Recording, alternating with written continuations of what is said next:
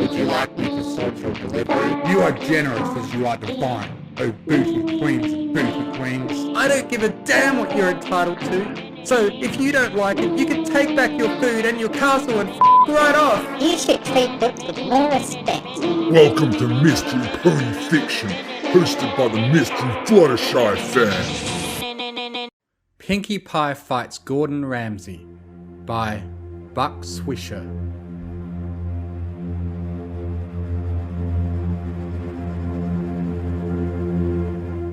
Gordon Ramsay was known for leaving destruction and despair in his savage Scottish wake. He was known for crushing the souls of chefs, young and old, but after he had verbally destroyed Pinkie Pie, what he didn't know was that every day since it had happened last week, she had been building on a certain anger inside her, an anger that could only be quenched by kicking Gordon's ass. Pinkie finally felt she was ready. She went to Twilight and asked her to summon Gordon. Twilight magically did it because nothing has to make sense in a crack fic. Upon Gordon's appearance, many ponies gasped. Some ran.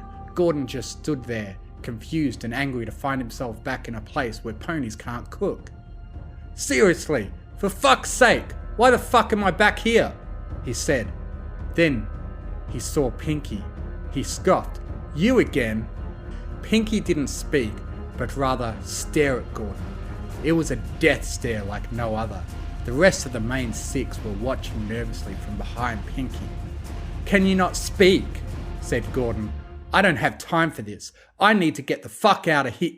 Before he could finish, Pinkie charged at him, ploughing into his gut and thus preventing speech. Gordon then pulled a spatula out of nowhere, because like I said, nothing has to make sense. He whacked Pinkie upside the head with it, like a Puerto Rican mother, until she got off of him. She continued to stare at him, preparing her next attack. "You think I'm not prepared for a fight?" said Gordon. "I'm always ready for a fight." He pulled out another spatula. Pinkie charged again, but was promptly whacked on both sides of her head by Gordon's spatulas of doom. "Maybe we could sort this out without fighting?" proposed Twilight. "No, this is the only way!" Pinkie shot back. Gordon snorted. "Clearly you're not going to emerge victorious." For the second time today, Gordon was interrupted, this time by a forceful kick in the back from none other than Starlight Glimmer, who had seen the whole thing. She was there last time too, just nobody cared.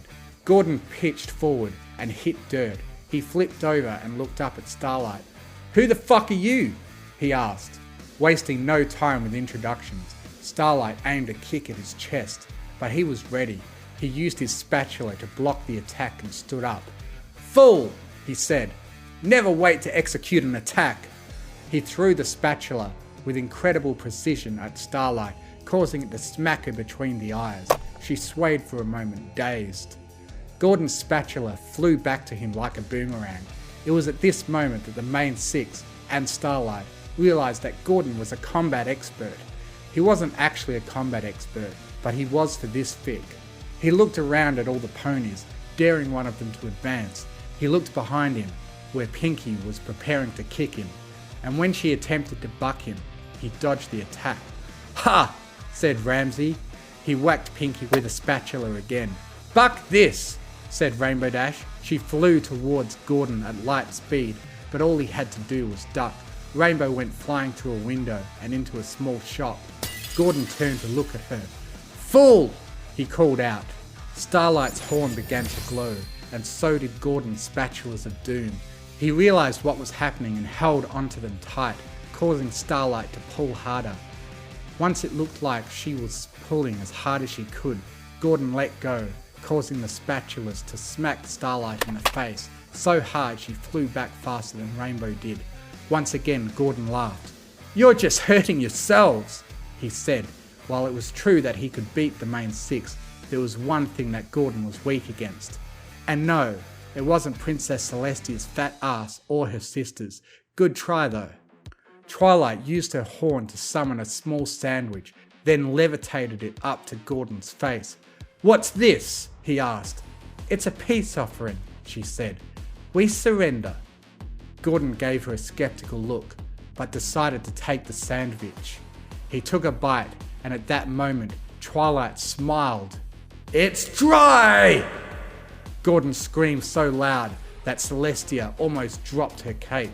She looked out the window to see that a few hundred miles away, Gordon's anger had created a large crater in the centre of Ponyville. She quickly inhaled the rest of the cake and hauled her double wide over to Ponyville. At first, Twilight thought that her idea had backfired, but then she saw Gordon in the centre of the crater, convulsing and twitching. "It's too fucking dry," he choked out, coughing as his limbs continued to jerk.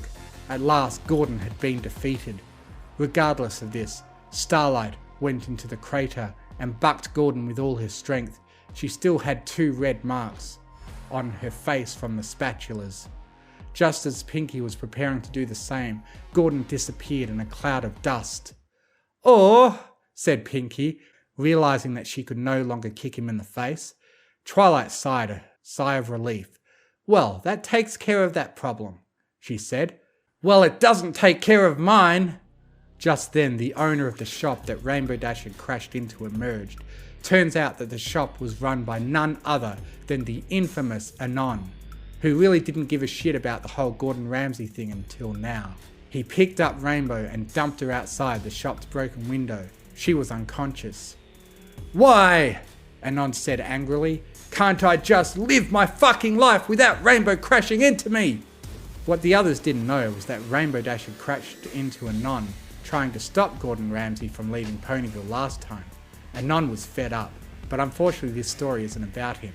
Celestia finally landed, though she was far too late. Her face was covered in cake crumbs. She burped. What did I miss? Thank you for listening. If you enjoyed what you heard, please consider joining my Patreon, patreon.com/TMFF, to get early access to audiobooks and to be able to request I do a reading of what you want, provided the author approves. Thank you to Artlist.io for providing the massive music and sound effect library that I have to work with. And most of all, thank you to the bronies who write the amazing stories that inspire me to make these. Fluttershy and Izzy are best ponies.